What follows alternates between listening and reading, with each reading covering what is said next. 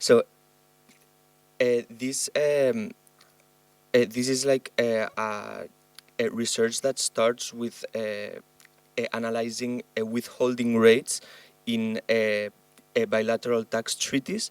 So for the purposes of this paper, we restrict like the sample to treaties with African countries as treaty partners. So I will first start by explaining the function of these treaties and the trends that we can observe. Then I will continue with the formalization of what we are measuring, to then follow with the results and maybe like lines for research. So what's like the reason why these treaties are entered into? So the main justification is to prevent the double taxation of the same income. Uh, so also like there are common these treaties provide like a common framework that businesses that are present in two countries can use this same framework to provide some legal certainty. So how this is done?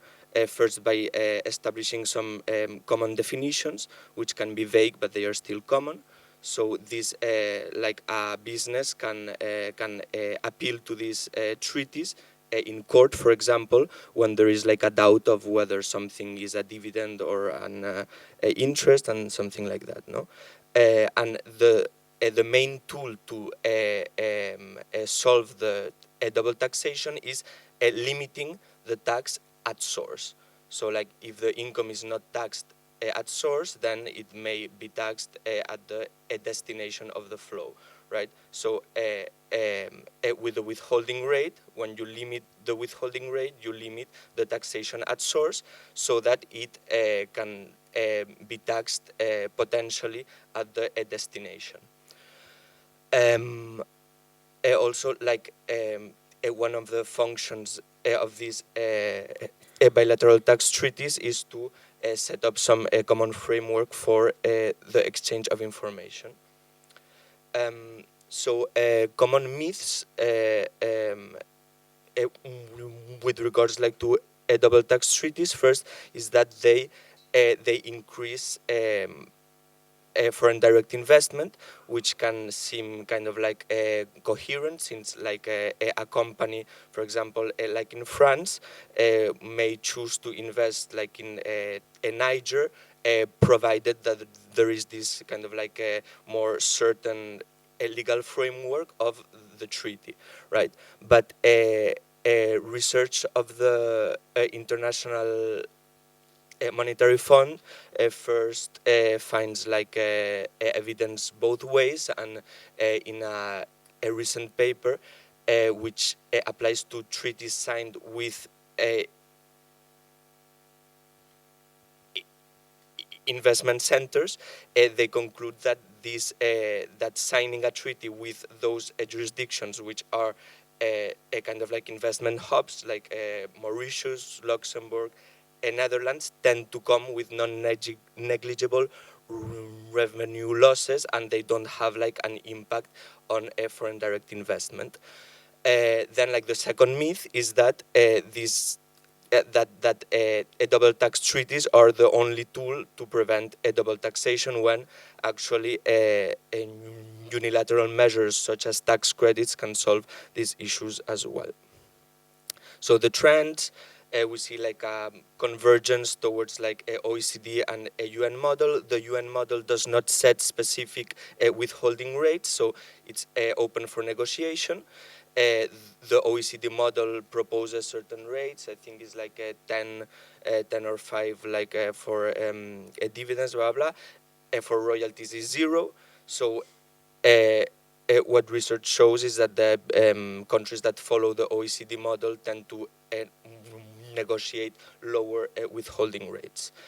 And what we can observe is a race to the bottom in withholding rates. So here we see in research done by the International monetary fund, that the rates have sharply declined in the past 35 years. Um, so, like the question that this research wants to answer is what's like the different role of jurisdictions in this race to the bottom, meaning that these are averages, these are like many treaties, as we can see in the right-hand column. So what countries are doing, which countries are doing what in this race to the bottom, right? So the formalization is basically each treaty is considered differently for each of the treaty partners. So the common rates are compared to the rates otherwise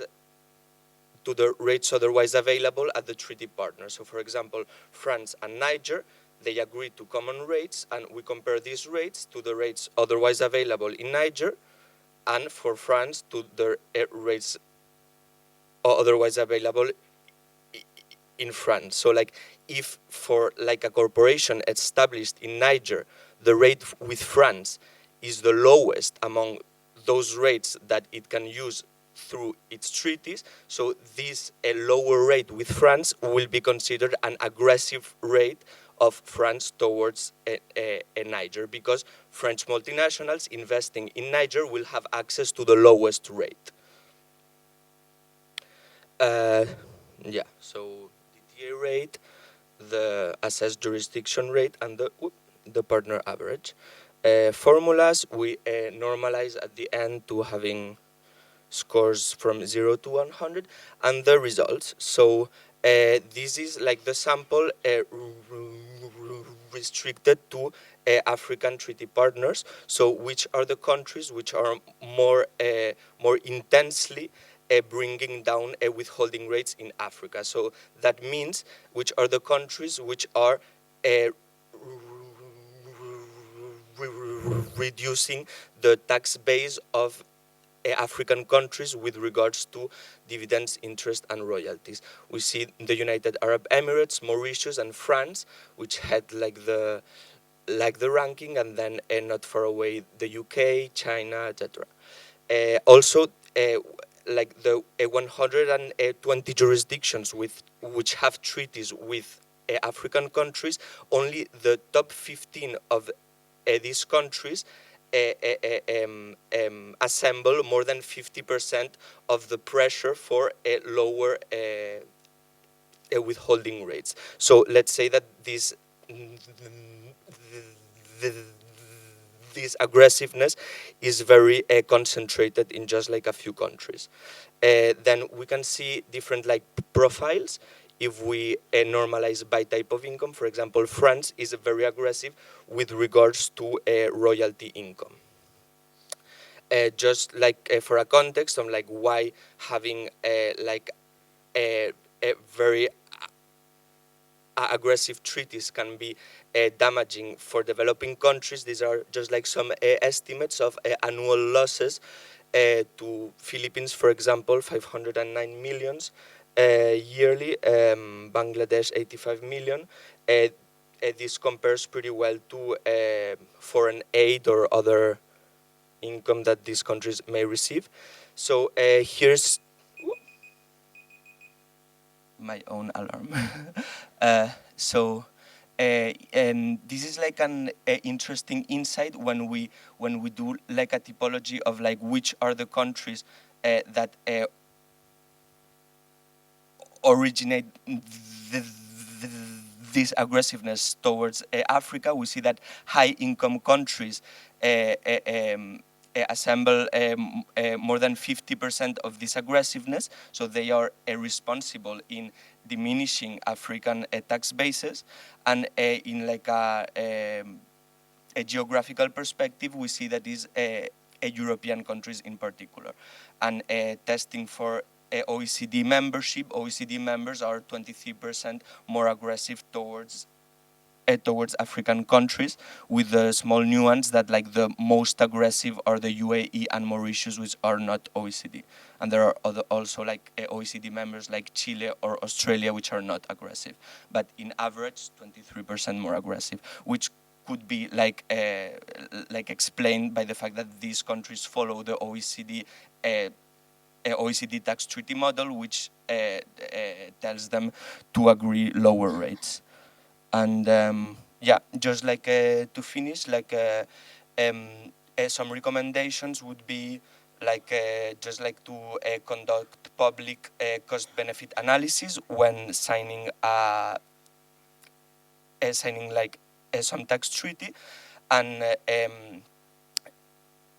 for European countries, which most of them are OECD, to simply to uh, to respect the Article 208 of the foundational treaty of the EU, which says that shall have its primary objective the reduction and in long term eradication of poverty. And these treaties, to my humble opinion, they do precisely like the contrary. In the medium and long term, they precisely ensure poverty and the absence of domestic resource mobilization of these countries. So